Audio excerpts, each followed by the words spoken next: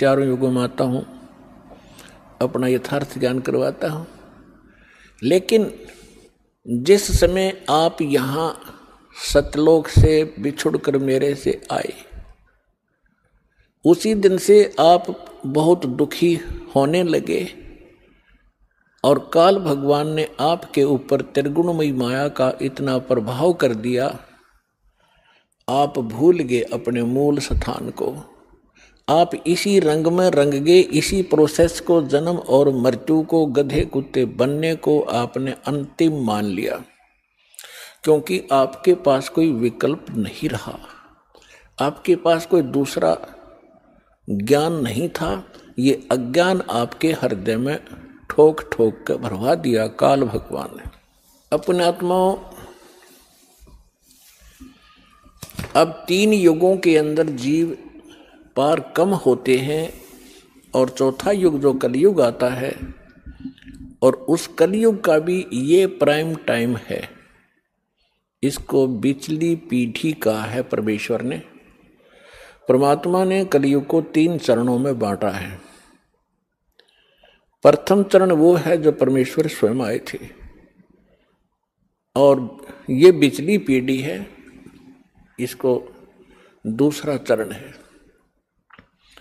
और अंतिम जो लास्ट चरण है कलयुग का, तो इन तीनों को बांटा है परमात्मा ने, क्योंकि प्रथम चरण के अंदर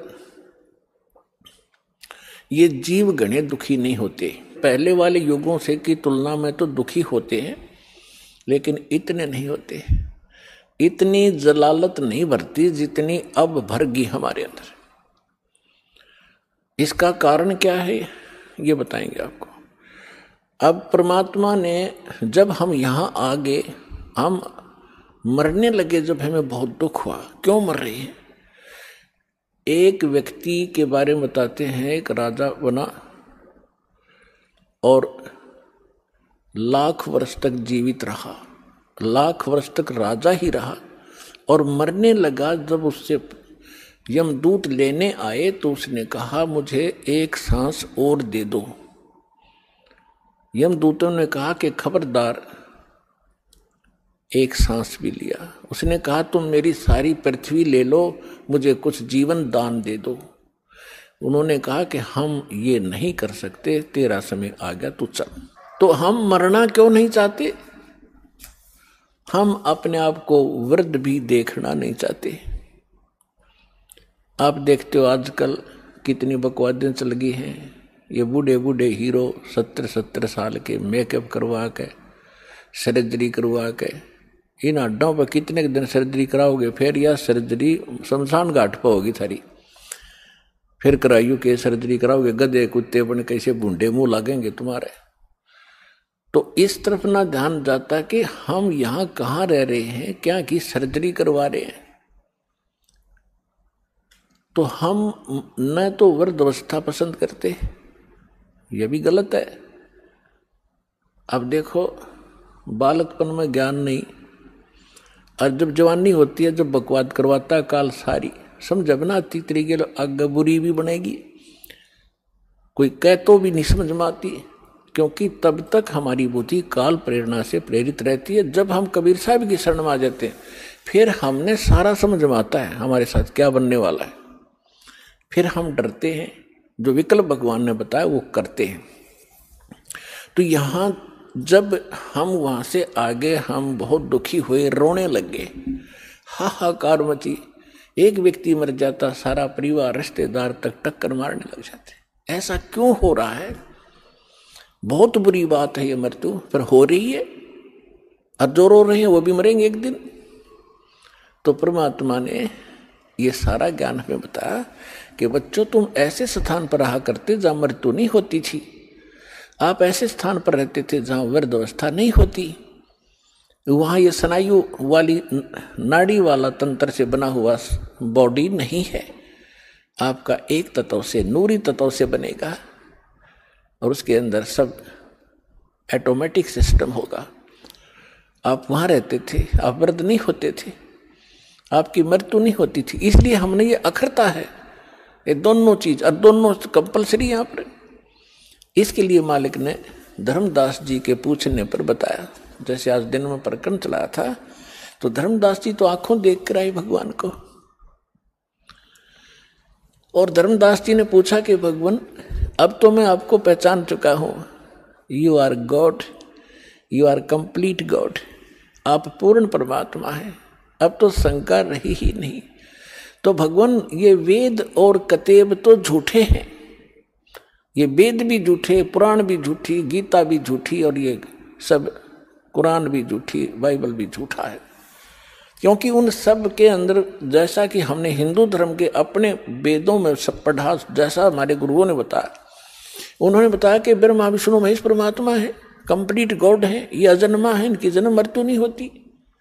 और भगवान वास्तविकता ये है कि आप गॉड हो, ये झूठे हैं वेद और कतेब। परमात्मा ने कहा नहीं, वेद कतेब झूठे नहीं भाई, झूठे हैं जो समझे नाई। ये चारों वेद मेरी महिमा गाते हैं। परमात्मा कहते हैं कि वेद मेरा भेद है, मैं ना मिलो वेदन के माही, और जौन वेद से मैं मिलो ये वेद जानते नहीं। ये चारों वेद मेरी महिमा से परिपूर्ण हैं, लेकिन इन वेदों में वर्णित विधि से मेरे पाने की, सतलोक जाने की विधि नहीं है, वो मार्ग नहीं है, मंत्र नहीं है, जिस कारण से मैं इन वेदों में वर्णित विधि से मेरी प्राप्ति नहीं हो सकती। लेकिन ये वेद कतेब और पुराण भाई झूठे नहीं, झूठे ये हैं तुम्हारे गुरु जो इनको समझ नहीं सके, नकली। धर्मदास जी ने पूछा प्रभु हम इतने नीच, ऐसे सुखबे सथल को, सुख सागर को छोड़कर, हम अमृत सरोवर को छोड़कर हम एक तालाब में आगे कीचड़ वाले में दाता, और ये भी सीजनल, कभी भी समाप्त हो सकता है इसका जल, यानी 21 ब्रह्मांड नाश में आएंगे। हे दाता फिर आपने हम पर कैसे दया करी, आपने कैसे दया करी हम नीच प्राणियों पर दाता, आप कैसे आए, किस लिए, क्या कारण हुआ आपने यहाँ हमें फिर भी आने का। परमात्मा ने कहा भाई आप मेरी आत्मा हो, चींटी से लेकर हाथी तक, आज जितने भी काल ने आपको बांट दिया, हिंदू मुस्लिम सिख ईसाई ना जाने कितने धर्म बना दिए, और नाना प्रकार की पंथ बना दिए, एक दूसरे के दुश्मन बना दिए, जीव को जीव खा रहा, पशुओं को मनुष्य खा रहे हैं, तो ये सभी मेरी आत्माएं हैं। अपने का दुख अपने को होता है, जिसको तुम भगवान मान बैठे ये भगवान नहीं है, ये स्वयं काल है, खुद कहता मैं काल। और आपको दिखता है कितनी सुविधाएं दे रखी हैं, अच्छी बढ़िया काजू किस्मत सेब संतरे खाने को है, कनक है, चावल बासमती है, शुगर बना ली, सारा बढ़िया काम कर रखा है, बढ़िया हवा चलती है। तो ऐसे लगता है जैसे बड़ा दयालु है परमात्मा, जिसने हमारी इतनी केयर टेक की हुई है। और जब ये मारता, जब कहाँ जाती है इसकी दयालुता। परमेश्वर ने कहा तुम कसाई के लोक में रह रहे हो, ये कसाई है। परमात्मा ने इसको काल कसाई कहा है। काल कसाई हसत है, सर्व लोक को खाए, और अंकुश निर्गुण नाम का सतगुरु दर पकड़ा जाए। जैसे कसाई बकरे पालता है, उनको सब सुविधाएं देता है, उसके लिए शेड भी बनाता है, छाया के लिए, गर्मी सर्दी से बचाने के लिए बाड़ा लगाता है, कोई हिंसक पशु ना खा जा, उसमें तालाब भी बनाता है, चरागाह भी बनाता है, पाली भी छोड़ देता है, उनको संभालने के लिए नौकर। और वो भोले प्राणी, भोले बकरे और बकरियां समझते हैं ये हमारा मालिक कितना दयालु है, हमारी कितनी देखभाल रखता है। और जब वो आता है उनके समूह में, तो वो उससे प्यार करते हैं, ऊपर को पैर उठा कर सीने से लगाना चाहते हैं, पर वो भोले पशु कि ये हमारा नेक मालिक है। और वो ऐसे हाथ लगाता है, उसको चाटते हैं, जीव वैसे अपने मालिक समझ गए। वो देख रहा होता है ये कितने किलो का हो गया, इसमें मांस कितना है, और वो समझते हैं ये प्यार कर रहा है। तो परमात्मा कहते हैं काल और उसके जितने अवतार, 3 लोक, परमात्मा कहते हैं कि ब्रह्मा विष्णु और इनके अवतारा, इन्हीं को तुम पूज पूज कर अंधे हो रहे हो। 3 देव की जो करते भक्ति, उनकी कबू ना होए मुक्ति। गुण तीनों की भक्ति में ये भूल पड़ो संसार, कहे कबीर निज नाम बिना कैसे उतरो पार। तो परमात्मा ने बताया कि तुम जिसको अपना मानते तुम्हारा दुश्मन है, ये तुम्हें खा रहा है, इसको श्राप लगा हुआ 1,00,000 मानव शरीरधारी प्राणियों के नित आहार करने का और 1,25,00,000 नित उत्पन्न करने का। अपने आत्माओं देखो, आप विद्यार्थी हो, ये दास स्पिरिचुअल टीचर है। अभी तक आपने कितने अज्ञान को ग्रहण कर रखा था, अब आपके समझ में आवेगी। और उसमें आपको नो ऑब्जेक्शन था, चाहे किसी ने कुछ भी बता दिया आपने स्वीकार किया, क्योंकि आप उनको टीचर मान कर गए थे। और विद्यार्थी को जो टीचर बताता है तो उसके लिए तो फाइनल होता है। तो इसी प्रकार अब जब यहां आप आओगे, आपके वो पुराना रंग पुराना ज्ञान धर्मदास जी के तरह कुछ दिन आड़े जरूर अड़ेगा, लेकिन इस ज्ञान के अंदर इतनी ताकत है, इतनी सत्यता है इसके अंदर कि हृदय में समा कर रहेगा। और जितना भी आपके अंदर वो अटपट था सब निकल जाएगा, पर ज्ञान धैर्य से सुनते रहना पड़ेगा। तो इसलिए दास जो ज्ञान देता है इसको सुनना, इस पे विशेष मंथन करने की आवश्यकता नहीं है, क्योंकि मंथन वहां किया जाता जहां शंका को हम स्वयं समाधान खोजने की चेष्टा करते। यह सारी शंकाएं सत्संग से आपकी समाप्त हो जाएंगी। और ये समझकर सुनते रहना, अपनी अटपट ना करना, नहीं तो मार खा जाओगे धर्मदास की तरह। ध्यान से सुनते रहना, आपकी बुद्धि तक वो ना पहुंचते हैं कि ये ऐसे कैसे हो गया, छोड़ देना उसको। दास के एक एक वचन को ऐसे समझ लेना जैसे परमात्मा का ज्ञान है, परमात्मा की दी हुई वाणी है, उसी का ज्ञान है। तो भगवान का दिया हुआ ज्ञान झूठा नहीं हो सकता। यदि दास अपनी तरफ से बनाकर कहता तो उसमें त्रुटि 100 मिल जाती, इसमें त्रुटि नहीं होंगी, लेकिन आपकी बुद्धि वहां तक ना पहुंच सकेगी। वो आपका अभी अनुभव की त्रुटि रहेगी, और अनुभव में आपको सत्संग का अभाव रहा होगा। ज्यादा सुनने के बाद ये समाप्त हो जाएंगे, इसका यही विकल्प है। तो इसको श्राप लगा हुआ 1,00,000 जीव मानव शरीरधारी प्राणियों के खाने का। अब यहां शंका उत्पन्न होगी कि भगवान ने इसको ये श्राप क्यों दे दिया, ताकि हमें खा रहा है। ये ना श्राप लगाता तो ये हमें ना खाता। नहीं, अगर परमात्मा इसका या मरोड़ी नहीं लगाता तो ये आपको मनुष्य जीवन भी नहीं देता, और मनुष्य जीवन बिना आपको सद्बुद्धि नहीं आ सकती। भगवान कौन है, कहाँ है, उसको वापस प्राप्त नहीं कर सकते मनुष्य जीवन के बगैर। ये तो आपको तो दुखी करना ही करना था। जैसे एक मानव शरीर को छोड़कर जितने भी प्राणी हैं, क्या हालत है उनकी। जंगल में देखो, शेर किसी के पीछे भाग रहा है, चीता किसी के पीछे भाग रहा है, कोई किसी को खा रहा है, सांप मेंढक को खा रहा है, मेंढक को मनुष्य खा रहे। तो कोई बात है, ये सर्प को काट काट कर खा रहे, मर्गों को मनुष्य खा रहे हैं, भैंस गायों को खा रहे। तो ये तो उसमें क्या हालत होती है आपकी। तो अब परमात्मा ने ये कंपलसरी कर रखा है कि एक मनुष्य जीवन अवश्य देना पड़ेगा। इसने 84 लाख योनियों के भोगने के बाद भी, और दूसरे तरीके से जैसे पुण्यों का संग्रह होगा उससे अधिक भी मनुष्य जीवन कंटिन्यूसली भी मिल जाते हैं। तो दास जो कहने जा रहा है, जो आज का विषय है, एक विशेष रहेगा आपके लिए, और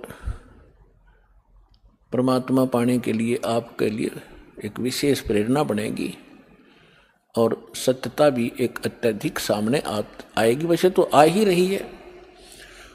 तो जब हम यहाँ आ गए, हमारा बुरा हाल हुआ, कोई गधा बना, कोई कुत्ता, कोई सुअर, और फिर तपस्या के ऊपर जो हमें जलाया जाता है, वहाँ कैसे जलाया जाता है। ये अंदर एक सूक्ष्म शरीर है, स्थूल शरीर ये ऊपर है। इसके माध्यम से हम जो भी आहार करते हैं, आप देखो महापुरुषों ने कितना ज्ञान दिया है कि शराब मत पियो, मांस मत खाओ, सुल्फा भांग भूकी मत खाओ, बुराई मत करो। तो हमने सबसे पहले बकवाद बनाई, हुक्का बनाया, बीड़ी बनाई, शराब काट ली, और सारे ये शुरू कर दिए, सिगरेट ला कर मारे सट्टे। ये क्या बकवाद है। ये पीने और खाने की वस्तु है, लेकिन इसने अपना आहार तैयार करवाना आपके माध्यम से। जितनी भी अश्लील पिक्चरें आप देखते हो, अश्लील कर्म करते हो, गंदी सोच रखते हो, वैसा ही मन के अंदर एक विशेष डिपॉजिट होता है उसका। और फिर ये जैसा भी चटपटा आहार आप खाते हो, उसका भी एक न्यारा अंदर अंश जमा होता है। उसको फिर तपतशिला ऊपर, एक तपतशिला बहुत बड़ी पत्थर की टुकड़ी है, तवे की तरह, और उसके ऊपर 1,00,000 प्राणी डेली मनुष्य शरीर छोड़कर जो जाते हैं, वो सूक्ष्म शरीर वाले, उनके अंदर वो समावेश होता सारे अंश का। और वहाँ इतनी गर्म है वो, उसका फारेनहाइट भी नहीं बता सकते कितना है। उस पर पटक दिए जाते हैं, जैसे खील चटक चटक होया करती हैं चावलों से बनाते समय, ऐसे प्राणी चटक मटक होते वहाँ पर, मरते नहीं, ऐसी दुर्गति हो जाती है। तब उसके अंदर से वो गंध निकलता है और फिर उनको वहाँ से फेंक देता है ऑटोमेटिकली सब जीवों को। वो वापस आते हुए कुछ होश में आते हैं, तब उस समय वो धर्मराज के दरबार में पड़े दिखाई देते हैं। फिर वो खड़े होते हैं, उनको लाइन बनवा दी जाती है कि अपने संस्कार, अपने कर्म आधार से अपनी इजाज़त लो और चलो नेक्स्ट लाइफ के अंदर। और उधर से वो माल, वो गंध निकला हुआ काल खा रहा होता है। परमात्मा से पूछा कि भगवान आपने कैसे दया करी कि भाई जब ये प्राणी तपतशिला पर भूनने जा रहे थे, तब मेरे को भगवान ने भेजा। धर्मदास तो समझ चुके थे, वो बाद में उनका समझ में आई कि सचमुच ये भगवान है। फिर भी परमात्मा ने अपने को छुपाने की चेष्टा की और क्या बताया कि धर्मदास जब ये तपतशिला के ऊपर प्राणी भूनने जा रहे थे, तब मैं वहां पर अपने पुत्र जोगजीत का रूप बना के आ गया। परमात्मा ने सबसे पहले, कबीर भगवान ने जब सृष्टि रची सतलोक की, उसमें सबसे पहले एक वचन से सब द्वीप और मानसरोवर रच दिए थे, 16 द्वीप। उन 16 फिर वो एक एक वचन से 16 पुत्र उत्पन्न किए थे, उनको वहां का प्रबंधक बनाया था। तो उनमें से एक सहज दास है, एक अचिंत है, एक जोगजीत है, और भी 16 हैं ऐसे। उनमें से जोगजीत नाम से के रूप में ही परमात्मा ने, काल ने जो गलती सतलोक में की थी और हमने की थी, उसने ही वहां उसी रूप में आकर हमारे को 21 ब्रह्मांड समेत वहां से बाहर निकाला था। आपको सृष्टि रचना में दास ने बहुत बार सुना है, लेकिन आज विषय दूसरा, इसलिए वो नहीं सुना पाऊंगा। तो जब हम यहाँ आगे हमारी ये हालत बिगड़ी, हम फिर तपतशिला पर जाके वहाँ वो गुरु नकली भी वहीं कोई मर के साथ आ गया है, वो वहाँ भुगत रहा होता है। साथ में वो पंडित भी, विद्वान भी, मुल्ला और काजी भी वहीं भून रहे होते। उस समय मुल्ला काजी तो नहीं थे, लेकिन ऋषि ही होते थे जो परमात्मा जहाँ से स्टार्ट कर रहे हैं। तो सभी गुरु भी, शिष्य भी इकट्ठे ही वहां भूने जा रहे थे। तो वहां जाने के बाद सबकी बुद्धि ठिकाने आ जाती है कि सचमुच वहां क्या था, अब यहाँ क्या है। तो तब परमात्मा ने कहा, जब वहां पर ये काल जीवों को भून रहा था, मैं वहां खड़ा हो गया जाके। अब परमात्मा की और काल की वार्ता सुना करके फिर आपको एक विशेष प्रमाण दिखाएंगे, बहुत सारे। परमात्मा ने कहा कि बहुविध जीवन कीन पुकारा, काल देत है कष्ट अपारा, यम का कष्ट सहा ना जाई, हे भगवन तुम हो सहाई। वहां जाकर देखो परमात्मा, हम जब राम और कृष्ण के पुजारी थे, हनुमान जी भी पूजा करते थे, गणेश जी की भी पूजा करते थे। जब दुखी होते थे, जब इन्हों क्या करते, हे सच्चे मालिक, हे सच्चे मालिक दया करिए। इसका मतलब ये है कि जिनको हम पूजा करते थे उससे हटकर है कोई सच्चा मालिक। आज उसको हम सच्चाई के नाम से जानते हैं। अब परमात्मा कहते हैं, जीव सब पुकार रहे थे, हे परमात्मा हम बहुत दुखी हो रहे हैं, इस तपतशिला के ऊपर हमारी रक्षा कीजिए। आए जहां यम जीव सतावे, यम माने काल, आए जहां यम जीव सतावे, काल निरंजन जीव नचावे, चटक पटक करे जीवता भाई, ठाड बहे पुनता हम आई। जहां पर वो जीव चटक पटक कर रहे थे, खील सी भुने थी उनकी, मैं वहां खड़ा हो गया। मोहे देख जीव कीन पुकारा, हे साहेब हम लेहो उबारा। तब हम सत्य शब्द गहुरावा, पुरुष शब्द से जीव तपत बुझावा। यम से छुड़ा ले वो तुम स्वामी, दया करो प्रभु अंतर्यामी। परमात्मा कहते हैं फिर मैंने अपना उस सत्य शब्द सत्य नाम का उच्चारण किया।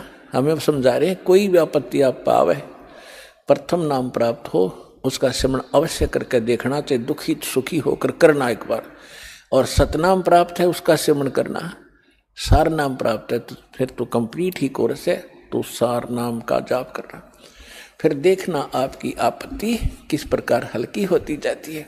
परमात्मा कहते हैं तब हम सत शब्द गहुरावा, सतनाम का जाप किया और पुरुष शब्द से जीव तपत बुझावा।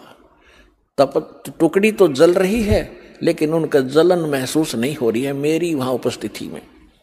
तब जब वो उनकी जलन खत्म हुई तो बैठ गया ऐसे सामने, और सामने देखा चांद सा चेहरा, परमात्मा सामने खड़े हैं। यम ते छुड़ा ले तुम स्वामी, दया करो प्रभु अंतर्यामी। हे भगवान हमें छुटा लो, हमें हमारी रक्षा करो। तो परमात्मा कहते हैं मैंने उनसे कहा जब तुम जाए धरो जग देहा, तब तुम कर हो शब्द स्नेहा।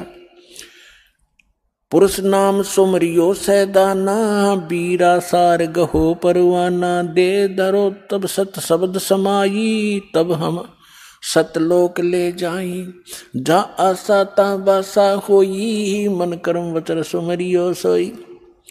परमात्मा कह रहे हैं कि देखो तब मैं जीवन से कहा समझाई, भाई जोर करूं तो मेरा वचन नसाई। अब क्या बताया है कि तुम जब पृथ्वी पर मनुष्य जीवन प्राप्त हो और तब मेरा कोई संत मेरा दास आपको यथार्थ ज्ञान दे रहा हो, तो उस समय आप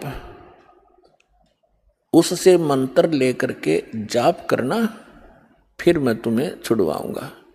अब मैं तुम्हारा कुछ नहीं कर पाऊंगा।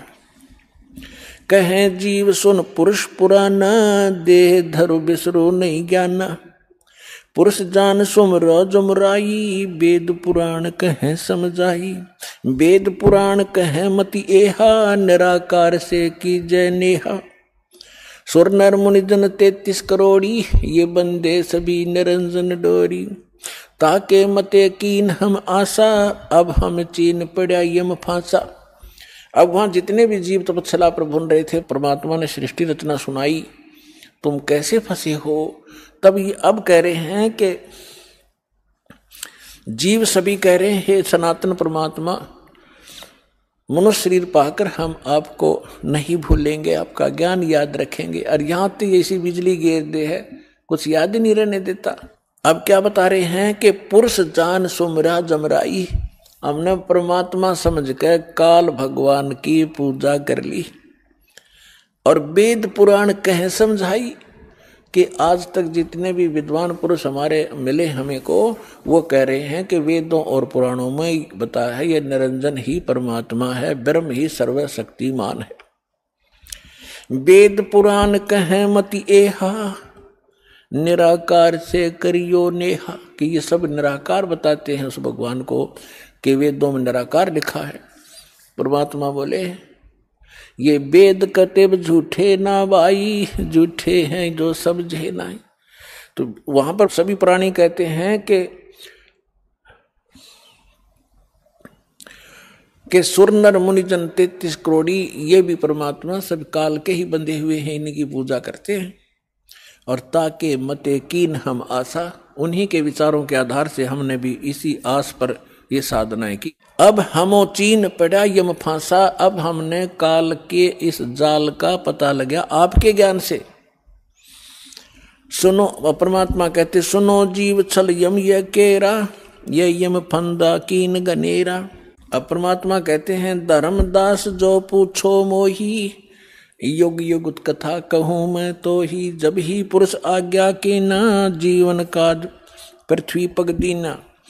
कर परिणाम तब पृथ्वी पग धारा, पहुंचे जहां धर्म दरबारा। प्रथम चले जीव के काजा, पुरुष प्रताप शीश पर छाजा। आवत मिले धर्म अन्यायी, दिन तीन पुन हमसे राड बढ़ाई। मोको देख धर्म डिग आवा, महाक्रोध बोलो उतर अतुरावा। अब परमात्मा क्या बताना चाह रहे हैं कि मैं जब वहां आया तपस्या के ऊपर, और उधर से काल के आहार का समय हो गया, उसने टाइम फिक्स कर रखा कि इतने समय में वो सभी यहां पर अपना भुन के जल भुनकर चले जाएंगे और मेरा मटेरियल शेष रह जाएगा। उसने उस आइडिया से आया वो काल, लेकिन जीव वहीं रखे परमात्मा ने उनका भ्रम निवारण करने के लिए कि जिसको तुम निराकार कहते हो वो देखो वो आ रहा है, तुमसे निकले हुए इस गंध को खाने के लिए, ये है वो तुम्हारा ब्रह्म, वो आ रहा देखो। ओछा माथा, काला शरीर, विकराल, लंबे लंबे बाल सारी शरीर के ऊपर ऐसे कहने लगे वो आ रहा देखो। तब सभी काल घबरा गए, जैसे शेर को देखकर बकरे कांपने लग जाते। परमात्मा ने कहा चिंता मत करो, मैं खड़ा हूं यहां पर, और अब तुम जाओ, अब मेरी इसकी बात बनेगी कुछ। तो वो परमात्मा ने वहां से अपनी शक्ति से उड़ा दिए, वो फिर अचेत कर दिए। काल ने तुम्हारे साथ ऐसे जुल्म कर ही रखा, इसका तो एक विधान बना हुआ है। उधर से जब काल भगवान ने देखा कि ये जोग जीत कैसे खड़ा है यहाँ पर, तो उसको ये मालूम था कि ये वैसे तो आ नहीं सकते, कोई आदेश परमपिता का होगा।